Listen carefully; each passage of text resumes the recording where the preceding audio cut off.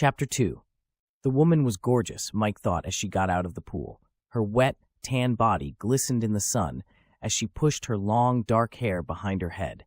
Her ample breasts more than filled her tiny bikini. She approached Mike and said, "Are you going to just stand there, or are you going to hand me a towel?" "Oh, yes, of course. Here you go," Mike said as he handed her a towel. She dried herself, dropped the towel, and stepped in very close. She put her hands on Mike's face and kissed him. "What would I do without you, Mike?" she said as she slowly unbuttoned his shirt. Mike, wake up, Mike." Mike opened his eyes and saw his roommate, David Vargas, standing by his bed. "Damn it, Dave, I was just about to get laid." "Sorry, buddy, but you had all night for that. You need to get moving or you're going to be late. How about that earthquake last night? That was really something, huh?"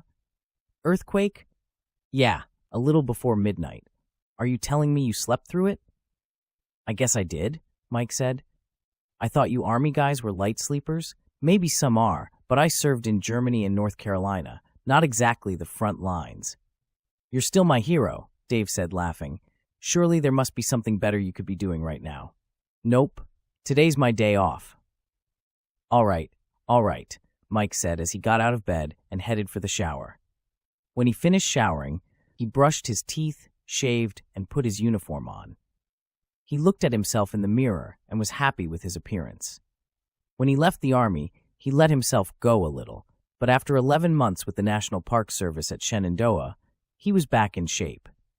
The only thing he didn't like was his hair. His dark brown hair tended to get wavy when it grew past a certain length, and he was definitely past due for a haircut. He put on his hat, packed his lunchbox, and headed to his SUV parked outside. Almost immediately after starting his rounds, he encountered a group of visitors who flagged him down. They wanted to know what happened last night. "Just a minor earthquake," Mike said. "Nothing to worry about." Beth woke up later than usual.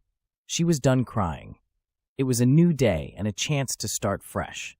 She had the weekend off and was spending it in a beautiful park.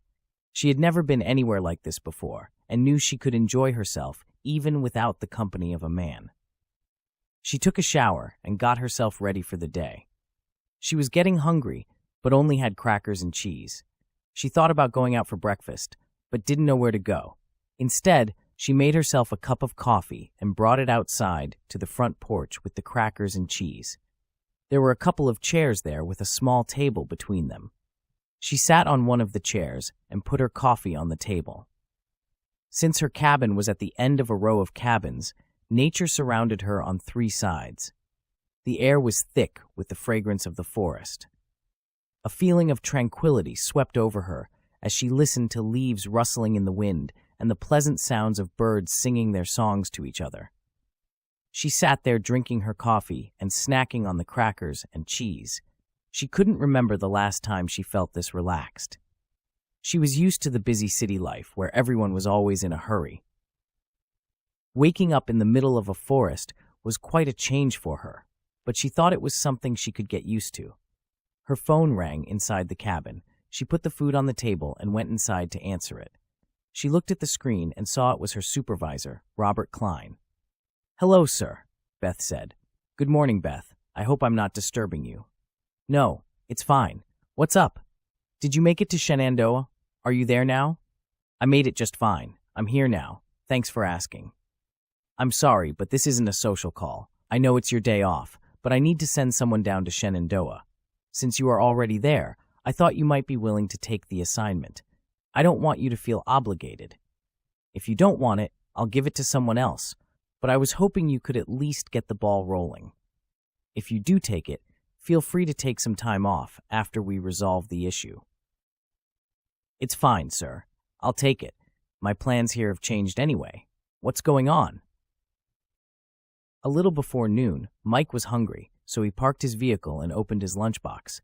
He had just started eating his sandwich when a call came over the radio. "Mike, you need to report to the visitor center right away." "What's going on?" he asked. "You'll find out when you get there."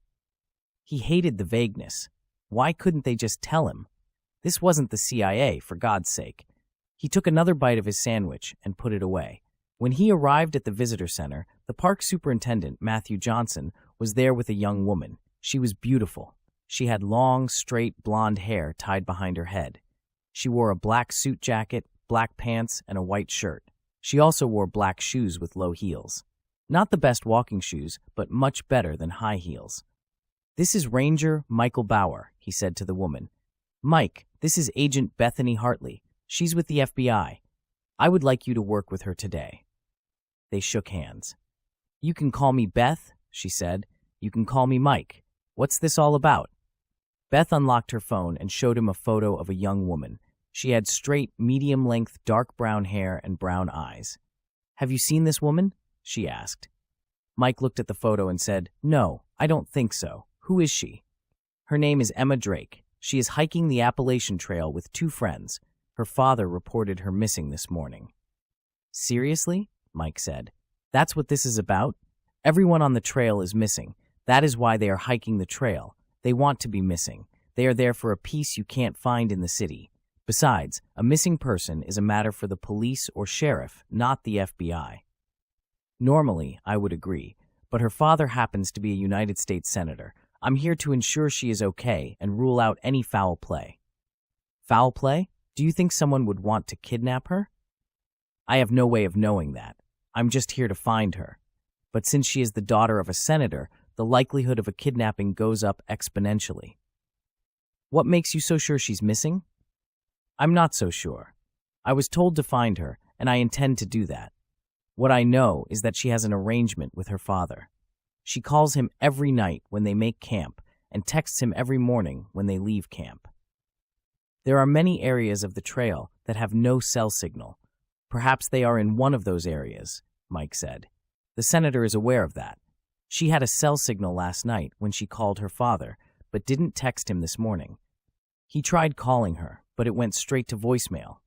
We tried tracing her phone, but it is either off or out of range." "Maybe her battery is dead," Mike offered. "I said everything you are saying right now to my superior, but her father insists she was monitoring the battery level closely.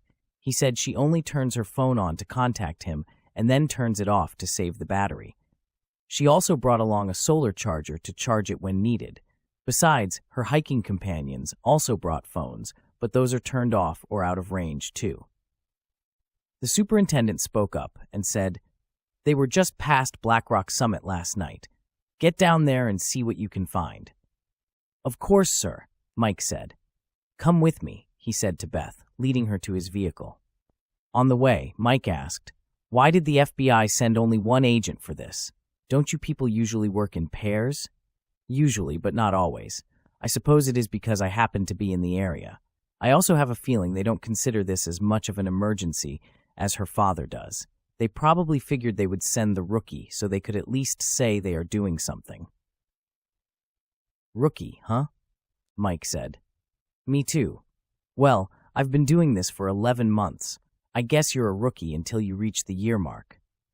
8 months for me," Beth said. 3.5 if you don't count training." "That's a lot of training. You have to count that. You'll get there soon. Then the newbies will get the shit assignments." "I don't consider this a shit assignment," Beth said. "Doing this alone gives me a chance to prove myself. When we find this girl alive and well, I'm sure the senator will be very grateful, which will in turn reflect well on me." "That's a good way to look at it," Mike said. "Maybe that will work for me too." "Have you not proved yourself in 11 months? "I think I have, but having a grateful senator couldn't hurt. I mean, people pay a lot of money to have a senator in their pocket. All we have to do is find a girl." Beth looked at Mike and said, "I take it you are not a fan of politicians." "Not particularly. I'm sure many begin their careers with noble intentions before reality sets in. I don't see how anyone can get elected to a high office these days without owing favors to powerful people who do not have the best interests of the average citizen at heart." "I guess you have a point, but there must be some good ones out there." "I hope so." When they arrived at their destination, Mike parked on the side of the road at a spot that he knew was closest to the trail. They got out and walked. After a couple of minutes, they were on the trail heading north. Beth said, "It's beautiful here. I can see what would attract someone to hiking." "Have you ever hiked before?" No, never. I've never even been camping. My mother hated camping, so we never went. How can anyone hate camping? Not everyone is willing to give up the luxuries of modern life.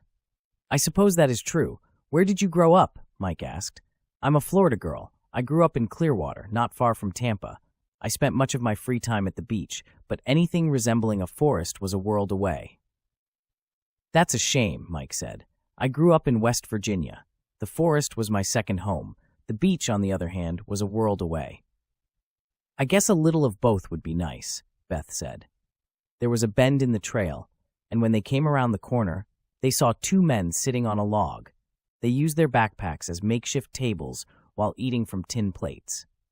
When they got close, Beth held out her phone and said, "Excuse me, gentlemen, we are looking for this young woman. Have you seen her?"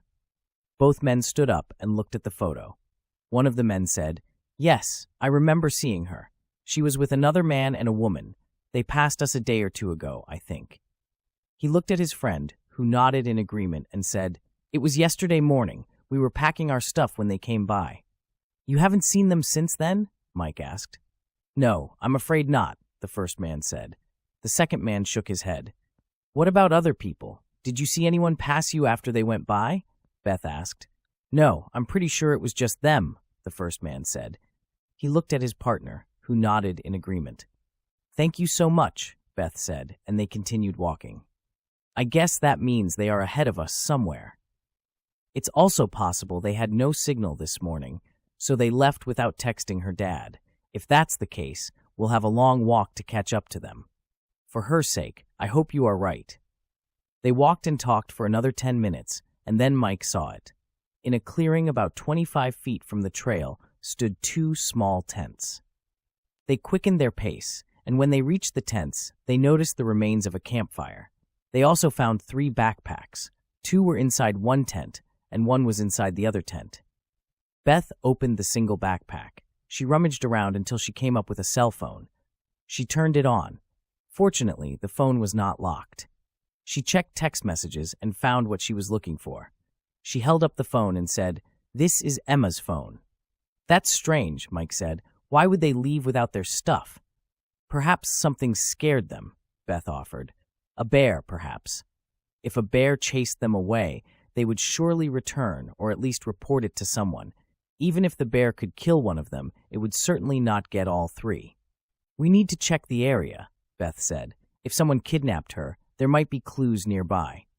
"So, do you think that's what happened?" Mike asked. "Do you think she really was kidnapped? What else would explain the fact that their stuff is here, but they are not?" "I don't know," Mike said. "You might be right. I can't think of any other reason they would leave without taking their belongings. It just seems like it would be difficult to kidnap someone while they are with friends. I suppose you could shoot the friends, but there are no bodies here. Maybe they kidnapped all 3. I guess that's possible, but kidnapping one person would be much easier." They walked for 5 minutes down the trail, but saw nothing helpful. "We should go back to the tents and check the woods," Beth said. When they returned, Mike pointed to his right and said, "Stay 10 yards that way and never lose sight of me. Understand?" "Yes," Beth said. "Okay, follow me, but watch where you are walking. There are rattlesnakes out here." "Don't mess with me, Mike. I'm not in the mood." "I'm not messing with you. There are rattlesnakes out here." "I thought they were only out west." "I think they have a different species out west. The ones here generally don't bother people, but if you were to surprise one or step on it, that's a different story." As Beth walked into the woods, she watched her feet with every step. Mike watched her for a few seconds and said, "Wait, you won't find anything looking at your feet. Forget what I said. I wanted you to be aware of the snakes, but there is no need to fret over them." "Who's fretting?" "I'm not fretting. It looked like fretting to me. I think you need glasses. Just keep your eyes open for anything unusual." They walked about 50 yards into the woods until the ground started descending in a steep slope. "Wait there," Mike said. He walked toward Beth. When he reached her, he said, "Follow me," and they walked an additional 10 yards. "Wait here," he said, before walking 10 more yards away from Beth. "Now we are going to walk back towards the camp. Keep your eyes open for anything unusual." They walked about 20 yards when Mike spotted it. It was ahead of him on his left. "I see something," he said. "Come this way." "What do you see?" Beth asked as she made her way through the woods toward Mike. "I can't tell from here," he said. "It might be a body." They walked together until they came upon it. It was a body. It was a young man lying on his back. Dried blood covered his face and arms. He wore a light jacket that was ripped in several places, and his shirt was torn at the collar. Beth checked for a pulse. "He's cold," Beth said. "Probably died last night." She raised his hand for Mike to see. "It looks like blood under his fingernails." "Is this one of Emma's companions?" Mike asked. Beth took out her phone, scrolled through her photographs, and found the one she was looking for. She looked at it closely and then looked at the body. "Yes, it's him. His name is Andrew Barber. It looks like he was in a fight, but with whom?" "Perhaps that will give us a clue," Mike said, pointing to another figure about 15 yards away. Beth looked at what he was pointing at and said, "Oh, shit, this is going from bad to worse." They reached the second figure and saw it was another body. This one was face down, so Beth turned it over. It was a young woman. She also had ripped clothing and was covered in dried blood. Beth checked but knew she was also dead. She raised the young woman's hand to show she also had blood under her fingernails. She took out her phone and checked the photos. "It's not Emma," she said. "Her name is Corinne White. She was Emma's friend." "This is getting worse by the minute," Mike said. "Do you think maybe Emma was kidnapped and her friends got in the way? Maybe they tried to defend her." "That is one possibility," Beth said. "At this point, I would prefer that to finding her body out here too. It seems weird that they are so far from their tents. I would think the kidnappers would approach them at their camp, and any resistance would take place nearby. Maybe they ran, and the kidnappers chased them down. We need to keep looking," Mike said. "Same as before, you go 10 yards that way and keep pace with me." They got into position and headed back into the woods. When they reached the steep downward slope, Beth said, "I see something." Mike went to her and saw a body about 50 feet down the hill. "Stay here," he said. "It's dangerous. I'll go check it out." Beth ignored Mike and followed him down the hill. They found a young woman with several bruises on her body and a gash on her forehead. "It's her. It's Emma," Beth said. Mike reached her first and checked for a pulse. "She's alive," he said, and opened his phone to get the GPS location. He took out his radio, called in his location, and said he had a severely injured young woman who needed an emergency evacuation. He also reported the 2 dead bodies they found. Beth gently touched the young woman's shoulder and said, "Emma, Emma!" "She must have fallen down the hill and hit her head on that tree there," Mike said. "I need her to tell us what happened," Beth said. "I'm afraid you can't force that. You will have to wait until she wakes up." "If she wakes up," Beth said. Falling Star continues on the next video. For more information on this book and others by this author, please visit charleshuss.com.